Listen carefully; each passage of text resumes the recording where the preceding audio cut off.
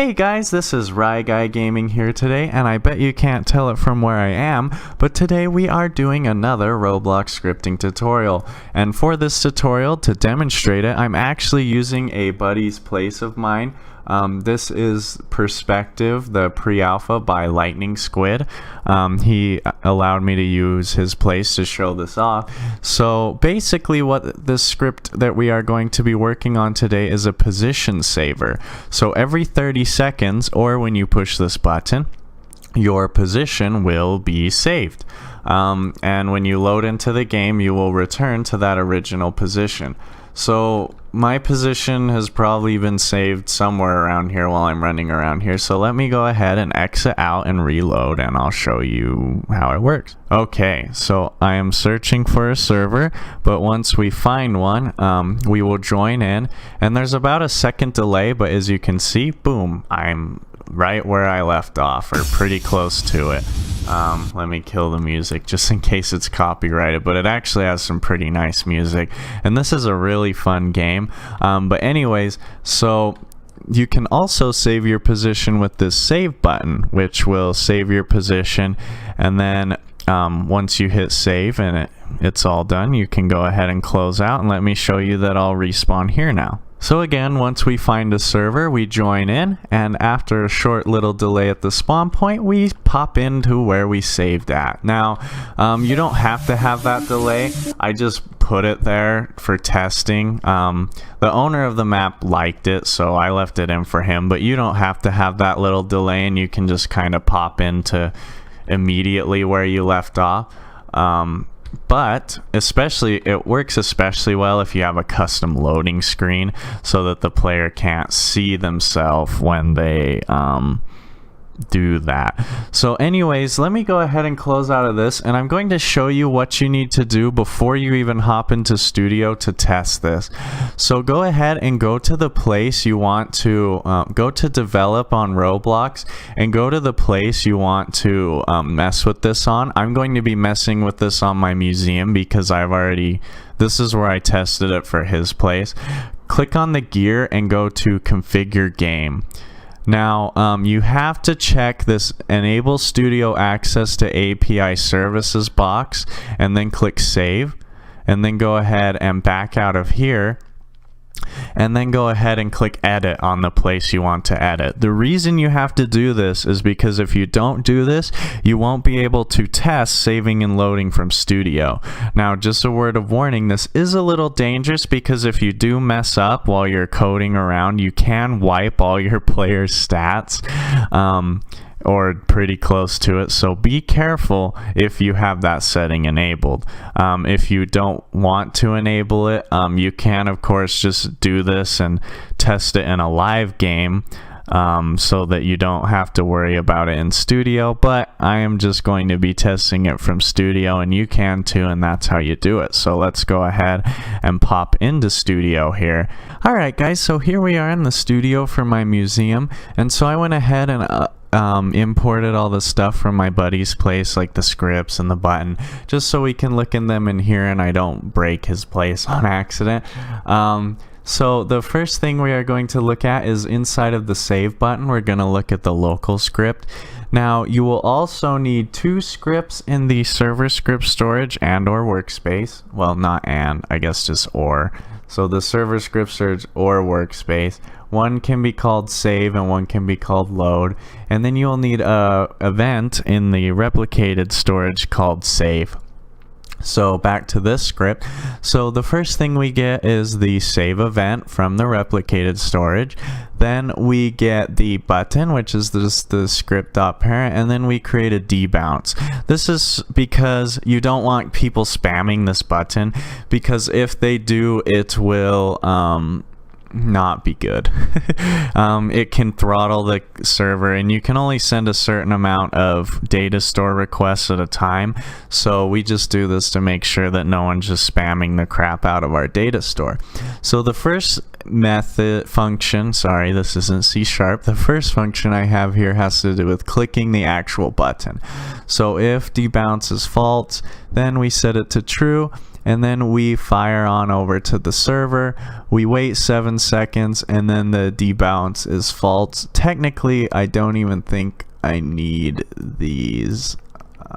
Yeah, so just like this should be fine. So if not debounce, then fire on over to the server.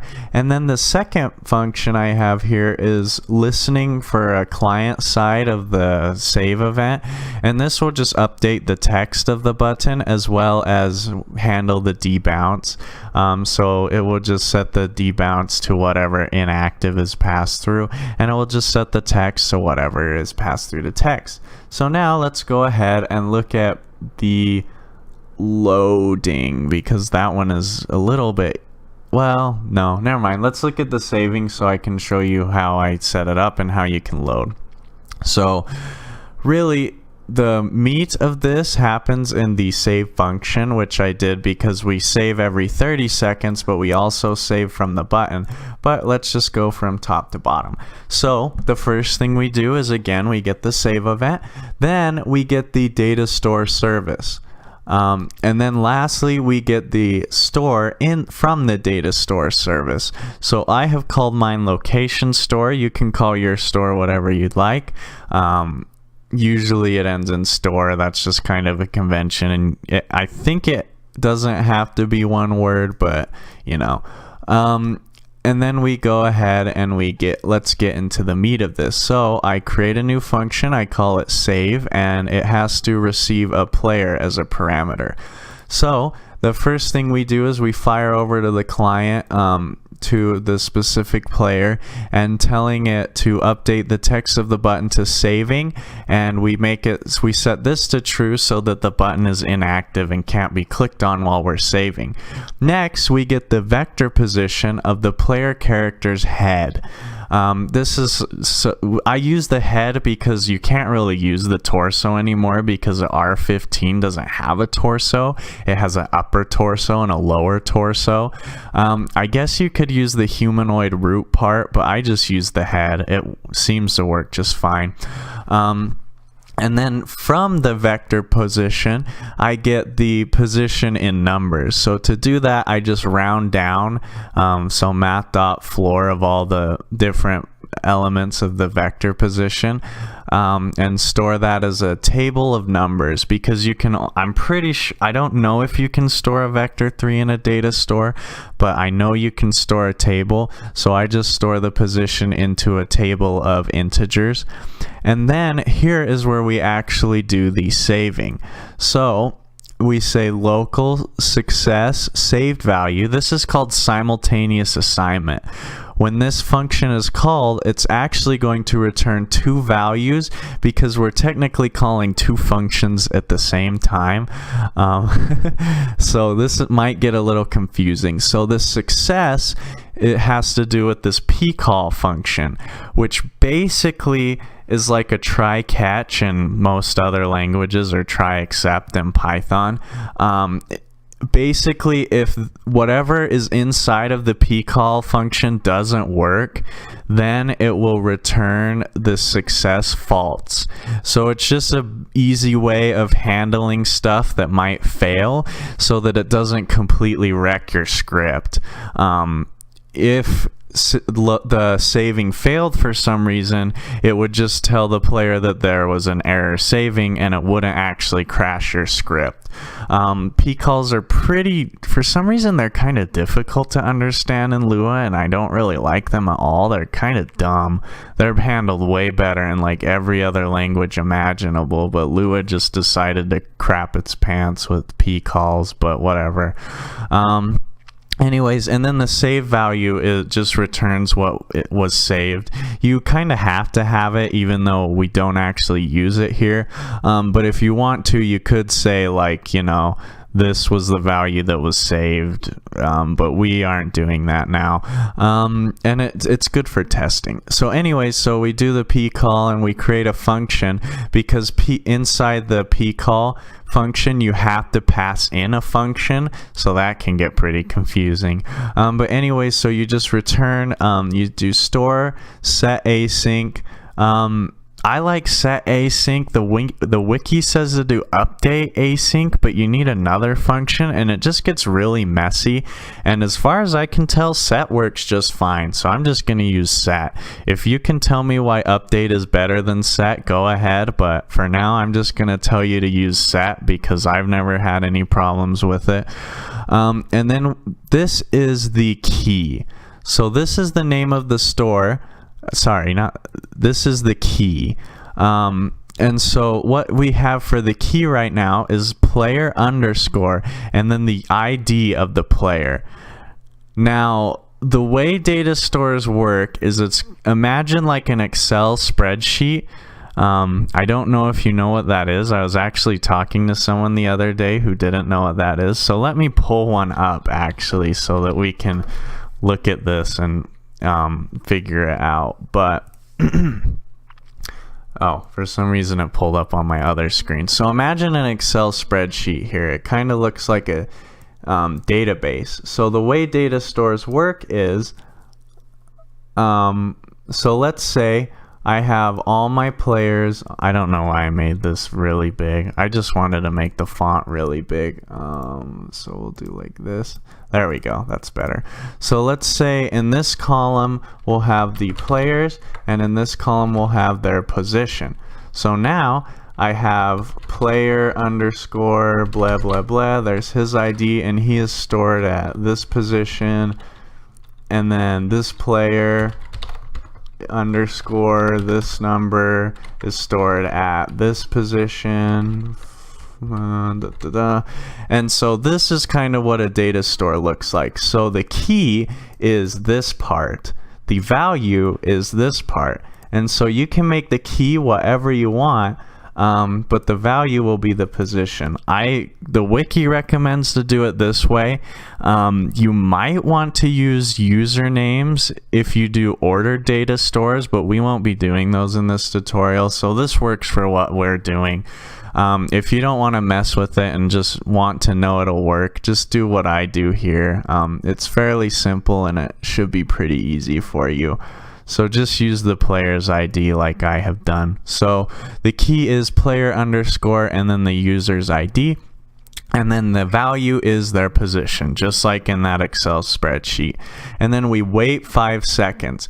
Now, the only reason we wait 5 seconds here is so that there's time in between when the player either clicks the button or the autosave initiates. So it's actually kind of a visual trick to the player. Let me show you what I mean. So when you click the save button, it actually saved right there. The only reason it's saying saving and saved is so that it just buffers, but that way even if a player clicks the save button and closes their game, most likely they'll still have saved their game. It's just a precaution, but it still doesn't let them just spam the button, so that's really nice. And then if the save was successful, we go ahead and tell the player that the save was successful by changing their button like you saw. And it's still set so that they can't click on the button. As long as we call this to be true, they can't click on the button and save themselves. And then we wait 2 seconds. If the save was not successful, we tell them there was an error saving and that they should try again. And then we wait 2 seconds, and then lastly in the save function we tell the client to change the button back to just save, and we set this to false, which will make the button be able to be clicked. Now just to wrap up this script, the last couple lines, this handles the save event. So this is when the player clicks on the button. When they click on the button, this event will be handled like this, and it will just call the save function. That's it. So it's really easy. It will just call the save function for the player that clicked their button. And then down here is the auto saving. If you don't want auto saving, you can just get rid of this whole while wait do and that corresponding end. I have it printing that it's auto saving. You don't have to do that. But so every 30 seconds you would change this number to change the auto save interval. I don't recommend anything too low, because again, you'll throttle your request to the server to save. And then you do a for, I'm gonna replace this I with an underscore, just because that seems to be the standard for that. For player in I pairs game.player get children. So that's just our standard for loop that will iterate through every player in the game, and we just call the save function on the player. And what's nice about doing it this way, having just one function, is that even when the game auto saves after 30 seconds, it will still update the GUI button, so it will let them know that it's saving, and it will also tell them not let them click on the button. So now that we finally got through this huge save script, let's go ahead and look at the load script, which is the second script you should have put in the server script storage. So the first thing we do is, again, we get the data store service just like this, and we get the store. You can put these all in one line, so just say store equals game get service data store service, and then call get data store location. You can put that all in one line, but it just is easier to keep track of if you do 2 lines. That's just what I want to do. So make sure that the name of your store is the same though, because if you save to one store and try to load from another, obviously that's going to make problems and it won't work. So the next thing we do is we do game.players.playeradded.connect. This is the usual whenever a player joins the game kind of deal. Then we do local character equals game.workspace wait for child player.name. What this line does is it waits until the character has actually like manifested into the game, because if we don't wait for that, then we'll cause some problems. So we want to wait for the player's character to actually appear. And then again, we call the pcall function pretty much the same way as last time. The only difference here is instead of set async, we use get async, which will get the value. And then that ends that pcall. And then if that was successful, then we make sure that loaded value isn't nil. If loaded value doesn't return anything, that means there was nothing to load, and that just means it was the player's first time playing the game. That's why I have this print statement here, just to keep track of that. But if there is something inside the loaded value, it will print loaded, and then it will move the character to the vector 3 using the table to get the X, Y, and Z values. Hopefully that makes sense. So this is the first position in the table, this is the second, and this is the third, so X, Y, and Z, and it creates a vector 3 out of that, and then it moves the character model to that vector 3, which is basically just a fancy way of saying 3D coordinates. And then of course, if this isn't successful, then it will print error while loading, and usually that just happens if you've done something wrong or if you didn't enable the studio's access to API services. But if you're on your Roblox game, of course, on the actual like Roblox servers, you don't have to worry about it. So that honestly is pretty much it for this tutorial. I hope it was okay to follow along.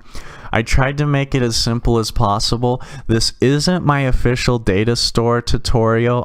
That will be coming much later once I understand them a lot better. As you can see here with this leaderboard, I've been working on ordered data stores and saving points and stuff. So I am working with them. I'm still not as good as I'd like to be before I teach you how to use them. So as you can see, the button here updated. It's auto saving right now, so I can't click on the button right now until it goes back to save.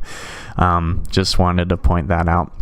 But anyways, yes, this isn't my official data store tutorial, but I figured this one was contained enough of an example that I could explain it so it could be understood and you guys wouldn't have to worry about its complexity, and you could do it and it could make sense, but that at the same time, like, it isn't like going through the entirety of how data stores work and how to sort them and how to get the pages from the ordered ones, and it's just a pain. So thank you very much for watching. I will have the scripts down in probably the comments. I don't think it will let me put it in the description because of the tables and the angle brackets. For some reason, they don't let you put angle brackets in the description. So the scripts will all probably be in the comments, all 3 of them. You'll have to make your own event and button, of course. So hopefully you watched all the way to the end. A lot of people don't watch all the way to the end, and then they give me problems that I addressed in the video. But now I'm just rambling. So thank you for watching. If you liked it, please leave a like, and please share this video. I would really like if a lot of people could see this, because I don't think DataStores should just be for like big developers. I think everyone should know how to persist data across servers and for people. That sounds like a pretty fun thing, and you can make a lot better place with it. So please share this with other people, social media, your Discord server, my Discord server, whatever you feel like. If you didn't know, I have a Discord server. You can join that. If you're new to the channel, though, don't forget to subscribe. I do a lot of stuff. Roblox videos, tutorials, other games, live streams sometimes. I haven't had one recently. But yes, I am done rambling now. Thank you very much for watching. Please have a great day. I hope you all had a great Christmas holiday. Happy New Year's when that comes up. This will probably be uploaded before then, but because today it's like the 28th, so yeah, this will definitely be uploaded before New Year's. But anyways, thanks for watching. Goodbye.